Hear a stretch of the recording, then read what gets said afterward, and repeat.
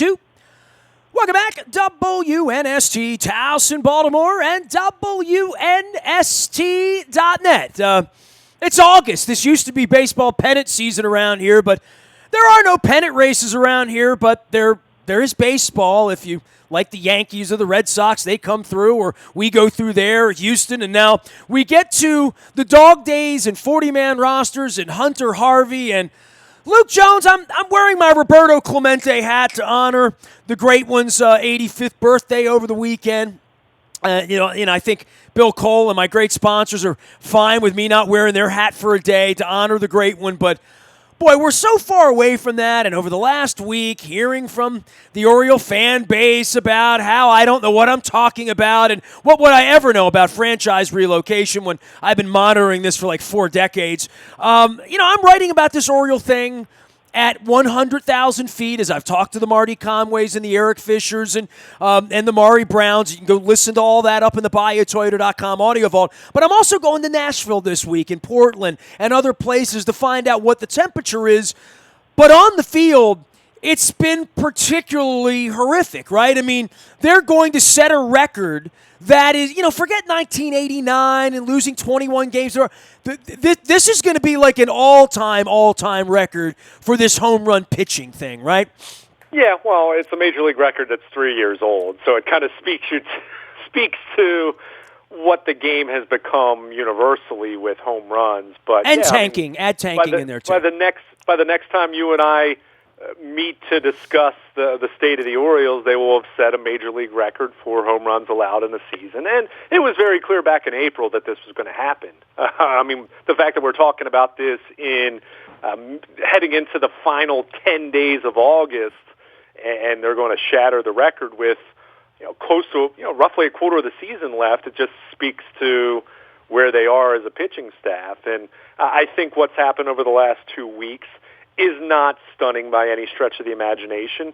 As I don't want to say as well as they played, but they were 16 and 15, I think it was, from June 28th through August 4th, and then they lost 12 out of 13 against the Yankees, the Houston Astros, and even though they're not as good this year as people would have expected, they're still the defending world champion Boston Red Sox. So I think it's 1-12 in there is probably what they would be if they faced the best teams being one of the worst teams. And, and every once in a while they get a chance to play the White Sox or somebody, right? Or the Kansas City Royals this As week. they will this week, right. Right. And that's really, you mentioned there's no race. There is a race. There's a race between the Orioles and the Detroit Tigers for the worst record in baseball. And, a short time ago, 2 weeks ago, it was looking like the Tigers were maybe not going to run away with it, but looking like they were going to be the clear worst team in baseball. But we get a weekend to figure that out. Second weekend. So while we're here worrying about the Arizona Cardinals, the Orioles and the Tigers will be out in Detroit trying to figure out who sucks most, Yeah. And, it's not a case where it's not like these teams are doing anything to try to sabotage themselves. They're bad. They're really bad. And in the Orioles case, I've had to chuckle when I see national types kind of talk about, they're tanking, it's bad for baseball. Well, they tried to win last year and they lost 115 games. The Orioles are actually the cautionary tale for what you do when you hold on way too long. That's really what happened to them the last couple of years. This was something that should have been blown up or started to be reimagined from the time that Edwin Encarnacion hit the home run off Ubaldo Jimenez and Zach Britton was in the bullpen in Toronto. But neither here nor there at this point. That's water under the bridge. It feels like an eternity ago. But where they stand right now, they're going to set this major league record for home runs allowed. They're still slightly ahead of the pace of last year to finish with a better record. A couple weeks ago they were looking like a team that might lose maybe only 106, 107 games. Now they're back in the territory of losing 110 plus. Not a shock with the way the Yankees just completely pummeled them this year, and knowing how excellent the Houston Astros are and knowing what the Red Sox are still capable of doing offensively, you knew that pitching staff wasn't going to fare well. You'd like to do better than losing 12 out of 13, but they do get a little bit of a reprieve coming home and going up against the Kansas City Royals, and they'll face Tampa Bay, who's obviously been really good and are trying to hold on to a wild card spot. So it's definitely, it gets a little bit easier, but when you're the Orioles, you're the team that everyone else looks to and says, well, it'll be an easier stretch for us. So it's just where they are, and while you expect losses, you do look at Hunter Harvey being promoted, for example, and well, there is an organization being run here, right? So, like, I mean, I don't even want to interrupt, but you're on a roll about all of this. But there's the side where nobody's running the franchise, which I'm going to be, writing about and talking about what the future of the franchise. Where's the lease? Where are the sponsors? Where are the fans? If you're not doing bobblehead night, what are you doing?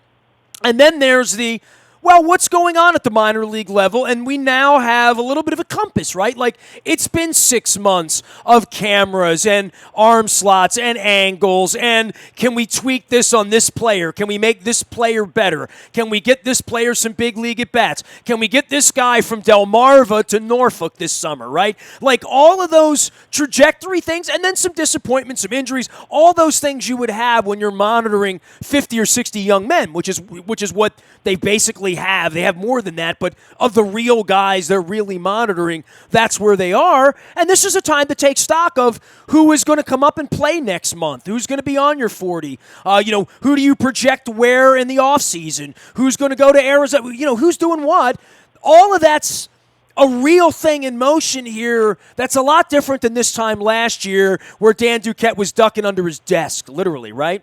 Well, and Dan Duquette was wondering if he was going to have a job the following year, and we know how that ultimately played out. Despite this time last year, there was much more of a thought that Duquette was going to survive and Buck was probably going to be gone. Some people still thought the opposite, but there was so much uncertainty that other than just the guys they brought in the fire sale, Diaz and Dean Kramer and Dylan Tate and a bunch of guys that for the most part have been disappointments this year, save for a couple as far as their haul at last year's deadline.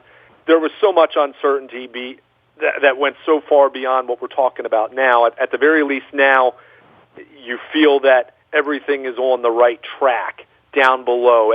Things are on the right track in terms of having an analytics staff, and clearly they've already started to make some hay internationally, although there's still a long way to go there. So you feel that things are at least moving in a positive direction, whereas they were just in this holding pattern last year. So that's where you do take a little more solace. That's where you do have a little more optimism, understanding that nothing's guaranteed, and also understanding that there's a long way to go. I mean, you made mention of potential September call-ups. Hunter Harvey obviously got the call this past weekend at Fenway, and saw him throw a scoreless inning and touching 99 miles per hour and striking out a couple Red Sox hitters. That was good to see, and certainly there's optimism that he could be a nice piece in their bullpen over the next few years. I think it kind of feels like the ship has sailed on him as a starter, but considering the injuries he's had for years now, if you can keep him healthy in a bullpen role and he could be your closer or your eighth inning guy. It's amazing, right? I mean, how many times we've said his name on this, in our lives, in our radio station, in our social media. How many times Jim Hunter has said his name, or Mike Bordick has said his name.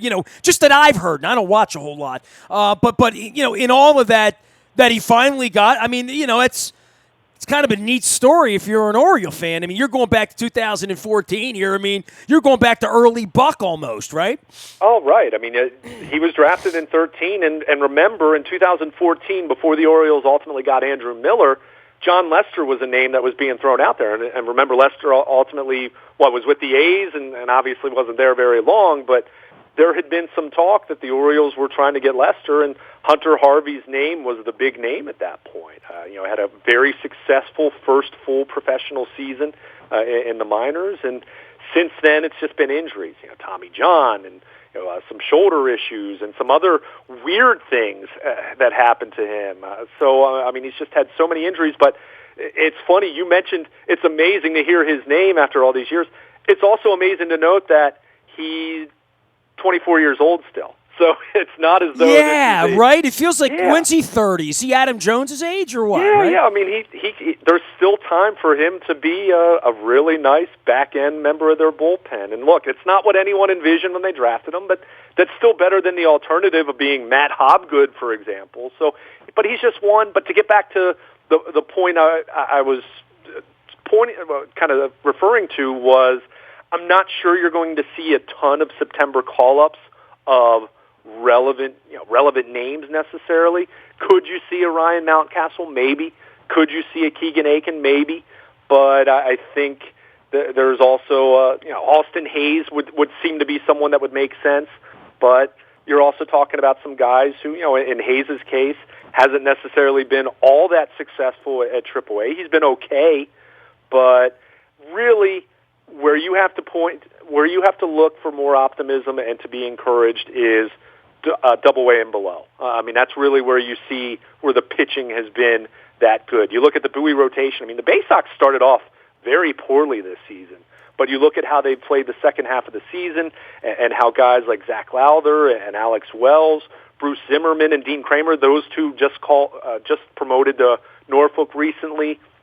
Michael Bauman's been such a great story. It's like all the names of last summer and every summer before, either from a trade or from a draft, right? Literally. Yeah. Right? I mean, some of those, the final couple Gary Racich drafts, which we've talked about how quietly those drafts were pretty well regarded. So it kind of speaks to, okay, Dan Duquette and his regime deserving a little bit of credit there, but also you wonder about player development and some of these guys who, and some of these guys pitched okay last year. It's not like, but they're all at lower levels. So we're still talking about guys who aren't knocking on the door at the major league level, but it's still good to see. It's still encouraging to see what we've seen at Bowie and Frederick and Delmarva. I'd be remiss if I didn't mention D.L. Hall over the weekend. Minor lat strain for him, so not that he's going to be out long, but Frederick's season ends in a couple weeks, so we're not going to see him pitch again other than maybe in the fall if they want to up his innings. But he's had an encouraging year, needs to lower the walk rate, but he's considered a consensus top 100 and many publications a top 50 prospect in all of baseball. We've seen Grayson Rodriguez at Delmarva do such a great job for a guy in his first full professional season out of high school. So the cupboard's not bare, but it's not so close to the major league level where you have that reassurance that reinforcements are coming, where you still look at next year and pitching's going to be a major issue next year. You're hoping by 2021 and beyond you start to see some of the fruits, and some of these guys, we know not all these guys are going to make it. The 10 names I just ran off, not all those guys are going to make it, and a couple of those guys will flame out at Double-A or Triple-A. But you're hoping that of that group, you get some real pitchers there, and that's when the Orioles will turn the corner and start to look like an ascending team. But they're not there yet. And at Triple-A right now, you look at Aiken, you look at Austin Hayes, Mountcastle, of course. I mean, it's not as though there's nothing there, but it's still going to be a while. So I want to temper expectations for September that people are going to see all these exciting prospects. We'll see a couple guys, but it's still going to be more of the, let's face it, let's call a spade, organizational filler that we're going to see at the major league level, and probably a lot of bad pitching still to go over the last 40 days of the season or so. But if you love home runs, if chicks dig the long ball, the Orioles are for you. Luke can be found, Luke at WNST.net, and, of course, Baltimore Luke out on Twitter, monitoring all things Eagles and Ravens and Birds, and if there's any cuts coming up, you'll get it first on the WNST text service. That's all brought to you by Coons Ford of Security Boulevard. I got to give a shout-out to all of our sponsors who've made this happen, who've kept us alive 21 years. Luke's been here going on a decade now. We're having some fun around here all fall long. We've added Baltimore Positive stuff into this. We're going to be at Fadley's. We're going to be at State Fair this week with Ben Cardin on Thursday morning having breakfast. If you haven't heard Chris Van Hollen, you haven't heard David Hornbeck talking education, all of that stuff in the BuyAToyota.com audio vault out at Baltimore Positive, where you can watch it, listen to it, be a part of it,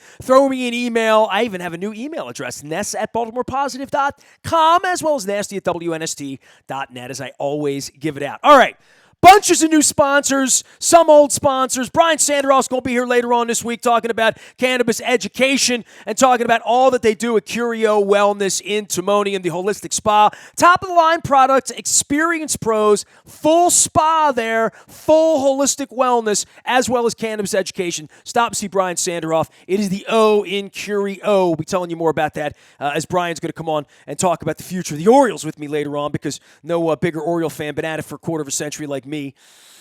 And all of that stuff's up there too. So the Orioles stuff I'm writing about in another week and a half. We're talking baseball here with Luke Jones. All of it brought to you by our friends at Patrick's in Essex. The Orioles games are still on. Patrick's in Essex. I'm going to get over there soon for some of the bands. They bring the bands in there on the weekends. And don't forget Thursday night, always steak dinner, $11.99 at Patrick's in Essex. Appreciate that. Sporticulture Court is coming on next week to talk about the new line of stuff. If you can see in my my YouTube WNSTV videos as well as our Facebook Live, I've got a purple lava lamp. It's a Ravens lava lamp. I'm going to move it up here to where the Pizza John's and the Royal Farms cup is. I'm trying to figure out how to glue it down where my cat doesn't jump up on it, because it sort of warms up and it creates a purple glow. Sporticulture brings the flowers in. Court's been my friend for years. He was an Oiler fan back in the day. He's been listening to me for 25 years. Sporticulture.com. They don't just do flowers, although they do that, but they do these lava lamps, all sorts of novelties and gifts for any sports fan. They have the NFL license so to do all of this stuff. So I'm going to bring this in here and light it up. I'm going to set the mood in here before it's all over with. Sporticulture and Sporticulture.com. Hey, a dear friend of mine reached to me last week and said they wanted to meet with Lee Tessier. They met with Lee Tessier. 2 weeks later, they listed with Lee Tessier. It's a fact. Baltimore's premier realty team and the folks that I trust with my real estate transactions. 50 years of doing it here locally. And Lee's from Dundalk.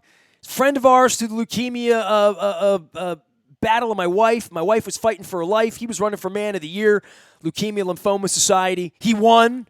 I have not run for Man of the Year because I'm not qualified. But Lee Tessier is and did and won back in 2014. And my wife's still alive, and they've got our home up on the market. Trust the folks I trust, Lee Tessier and the team at Lee Tessier. Also, Royal Farms. I got the cup here. I don't have coffee in the cup right now. I have coffee in the Royal Farms coffee's in the Cole Roofing mug, but I got to get some Western fries here this summer. Went down. I thought I was going to Ocean City last week. Luke, do you know you can get booze at the Ocean City Royal Farm? You can get beer, you can get wine. At the Royal Farms in Ocean City, I don't go to Ocean City enough, but I missed the trip last weekend, sort of bummed me out. I wanted to take a picture of me getting a six-pack at a Royal Farm. I thought that'd be kind of a fun picture. I forgot to do that last month when I went down there. I was in such a state of shock that I didn't take a selfie, if you can believe that. But, hey, man, baseball, and speaking of the Eastern Shore and Delmarva, where you pass the stadium on the bypass, and Frederick and Bowie, sort of winding down, right? I mean, we're getting to that point. Even Aberdeen, that just started a week ago, and the Adley Rutschman stuff, going and seeing these players and doing the minor league thing, you still have a little bit of that up your sleeve here in the late summer, right? Yeah, I mean, and that's where there's hope right now. I mean, I'm not trying to be mean. It's just the truth. Where do you want to go? Right now, if you're going to hold my hand and you really liked me and didn't have to work for me, put up with me and live with me in Indianapolis and hang out for a week, if you and I were just buds and going to a game and you just wanted to get in the car, put a six-pack in the trunk, grab your glove, right, pay the $15. I don't even know what it costs to go to a Frederick Keys game or a Del. I literally don't know. And you and I were just literally going to have that experience over the next 2 weeks on a Tuesday night. Let's say Gary Kendall was still running the Bowie Bay Sox. Where would you go? What would you get in the car? What do you want to see as an Oriole fan right now? Well, I mean, I think it's easy to say Adley Rutschman, and he got off to a little bit of a slow start with Aberdeen, which isn't all that atypical for even the high early college draft pick guys that they've remember gone Brooks through. Robinson, right? He always say he went to Bluefield and couldn't play, right, or whatever, right? yeah. So I mean, you'll have some of that. I don't think there's anything to be overly alarmed about with that. He started to hit over the last week or so. I know he had a walk-off hit not that long ago for the Ironbirds, but I think that's the easy one. But I think that's where there is some promise from a standpoint of there's something really at every level. I mean, even Norfolk, where I mentioned the pitching, it really isn't much to write home about, even though I don't know how much of that is related to the fact that AAA is now using the Major League Baseball, and you've seen home runs spike to a dramatic degree there. So, keep saying that the ball isn't juiced, Rob Manfred. But anyway, I digress on that. Well, I mean, there's scientists who can cut a baseball open and tell you, right? So we're not, sure. you know. But then again, I see who these people vote for, so maybe they don't believe in science either. But, what your eyes are telling you and what the science would tell you is they're doing anything they can do to get people to the ballpark, including having the Orioles set these, disgraceful records at this point, right? Yeah. And by the way, I haven't looked at it recently, but as of a few weeks ago, there were a couple other teams on pace to surpass the 2016 Reds. So as well. So that's not to absolve the Orioles. They're so far, their pitching is so far beyond anyone else, but it does also speak to the ball being lively, home runs being up, and when you have multiple teams breaking a record, that should tell you something there, although the Orioles are going to just obliterate it. But to go back to your question, I mentioned Rutschman at Aberdeen. I think you look at how Delmarva has played as a team this year, and even though when you're talking about a lower-level single A like the Shorebirds, I think there's still optimism about players there and just how they've played as a team. And certainly we've seen Grayson Rodriguez there, and their first-round pick last year has had such a terrific year, so there's appeal there. I mentioned already D.L. Hall being shut down at Frederick, but there's talented players there. But I think I look at Bowie and how well they've pitched, how well the Bay Sox have played the second half of the season. Diaz is he's dealing with another minor muscle injury that's kept him out. So this season's kind of been disappointing for him in that regard, although he had really started to hit over the last month and a half or so after a slow start to the year. So, is there one guy?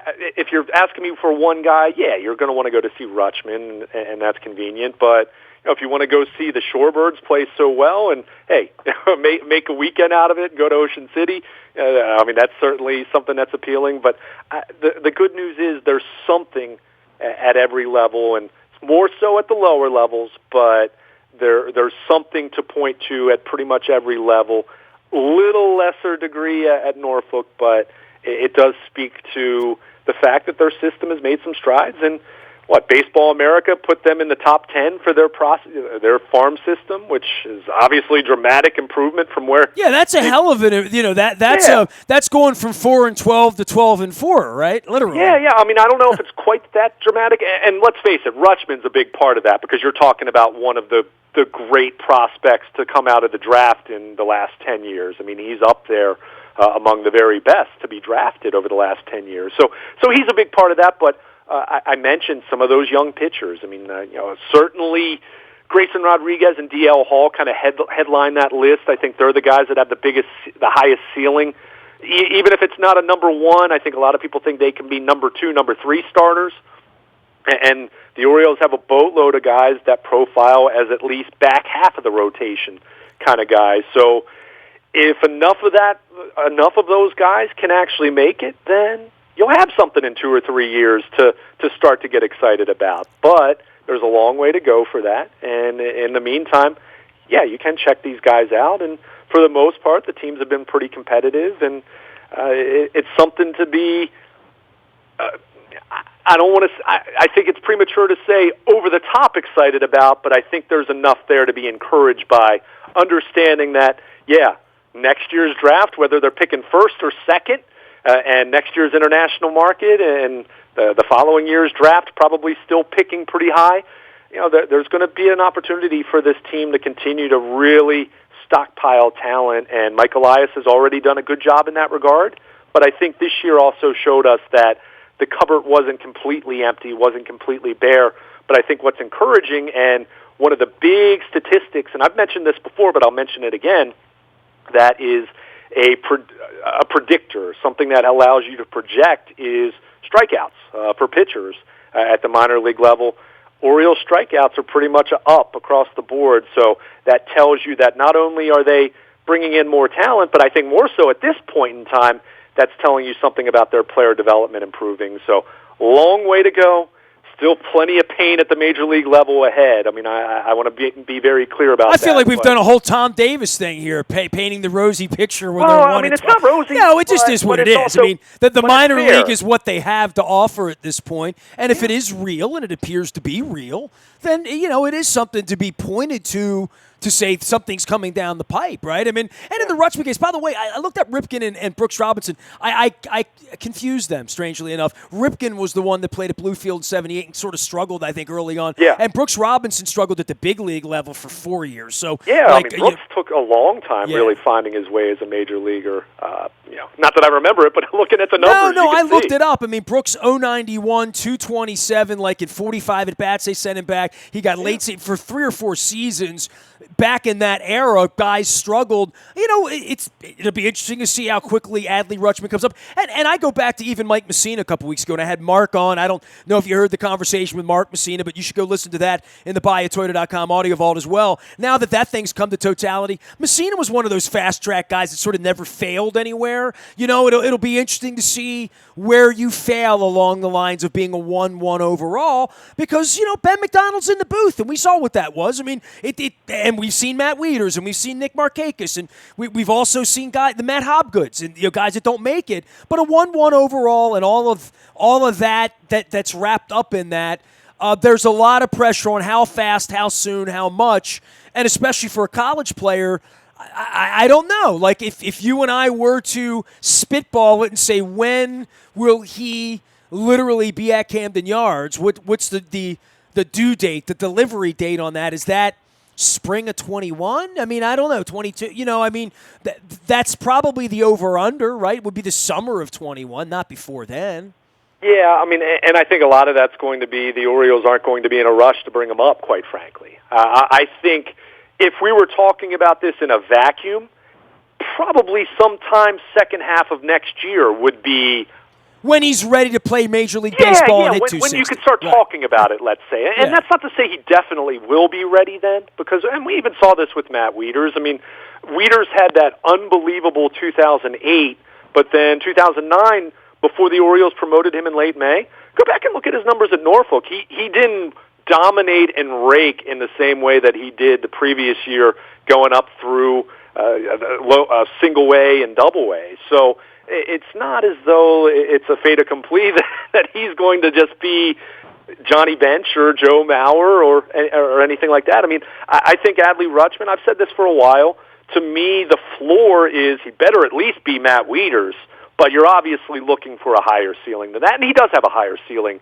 than Matt Wieters did. If you look at the Jim Callises, the guys that really evaluate amateur talent coming into the draft every year in and year out, Rutschman is more highly regarded than Matt Wieters was. And that's saying a lot because Matt Wieters was incredibly well regarded. But when it is that guy, 1-1, that first overall pick, there is a lot of pressure. But the good news is, by all accounts, Adley Rutschman, from a personality standpoint, from a maturity standpoint, I mean, this is a guy that's gotten a ton of attention the last few years. I mean, he was a really big deal at the college baseball level. And look, we know college baseball doesn't have the same mainstream appeal as basketball or football, but he's someone that was known to a lot of kind of average baseball fans because of how accomplished he was at the collegiate level. So there's very high expectations, but everything about him suggests that